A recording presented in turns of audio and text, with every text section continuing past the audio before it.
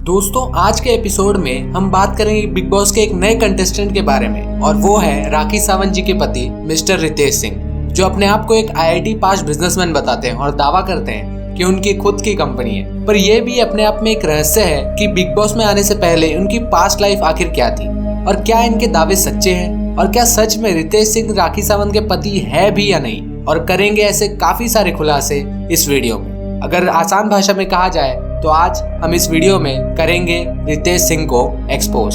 तो आइए बढ़ते हैं आज के एपिसोड की तरफ।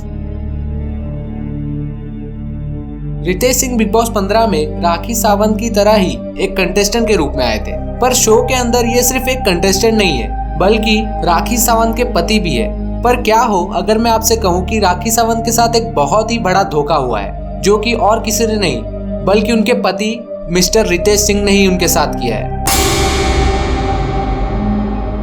अब आप यही सोच रहे होंगे कि मैं किस धोखे के बारे में बात कर रहा हूँ। तो दोस्तों मैं आपको बता दूं कि ये कोई छोटा मोटा धोखा नहीं, एक बहुत बड़ा धोखा है, जो कि सिर्फ राखी सावंत के साथ नहीं बल्कि उनकी पहली पत्नी के साथ भी हुआ है। जी हाँ दोस्तों, रितेश सिंह पहले से ही शादीशुदा थे और उन्होंने अपनी पहली शादी से डाइवोर्स लिए बिना ही राखी सावंत के साथ दूसरी शादी की है, जिसके बारे में उनकी पहली पत्नी को कोई भी अंदाजा नहीं है कि ये कब और कैसे हुआ।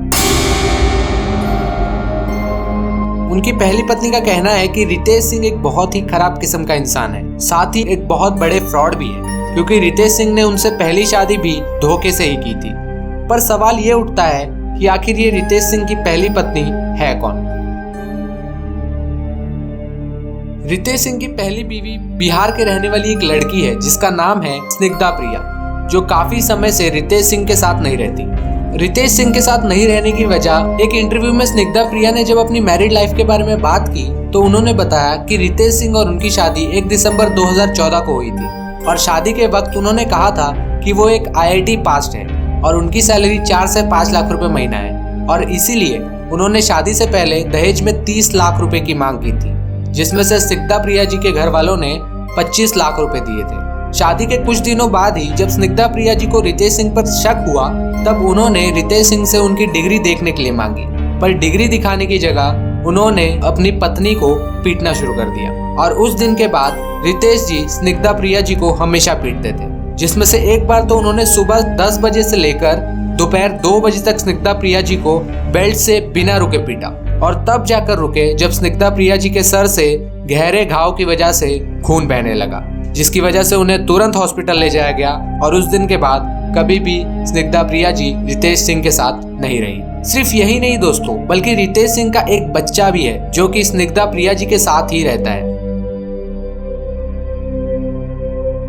अब आप ये सोचिए कि एक ऐसा इंसान जो अपनी बीवी पर इतना हिंसा कर चुका है और जो 2 शादी और दहेज जैसे गैर कानूनी काम कर चुका है, उसे दुनिया का कोई भी शो अपना प्लेटफॉर्म कैसे दे सकता है। बिग बॉस की टीम की भी ये जिम्मेदारी बनती है, जिसे वो इतने बड़े प्लेटफॉर्म पर लेकर आ रहे हैं, उनका बैकग्राउंड तो जरूर से चेक किया जाए। और अगर बात हो रही है बिग बॉस के मेकर्स की, तो इसमें उनका भी हाथ है, क्योंकि कुछ दिनों पहले ही रितेश सिंह के ऑफिशियल ट्विटर अकाउंट पर एक ट्वीट किया गया, जिसमें रितेश सिंह जी ने लिखा था कि मैंने सिर्फ वही किया है जो मुझे शो के मेकर्स ने करने को कहा, जिसकी वजह से आज उनकी इमेज खराब हो रही है। और इसी के साथ ये मामला और भी पेचीदा हो गया, क्योंकि एक तरफ तो रितेश सिंह शो के मेकर्स को दोषी करार दे रहे हैं और दूसरी तरफ दुनिया को दिखाई दे रहा है कि रितेश जी ने राखी सावंत और अपनी पहली पत्नी दोनों के ही साथ धोखा किया है। अब इन दोनों में से क्या सच है और क्या झूठ, ये तो मैं नहीं जानता, पर रितेश जी के बारे में कुछ और झूठे दावे हैं जो मैं आपको जरूर बता सकता हूँ। जैसे कि वो दावा करते हैं कि उनके नाम पर कंपनियां हैं, पर ये दरअसल झूठ है,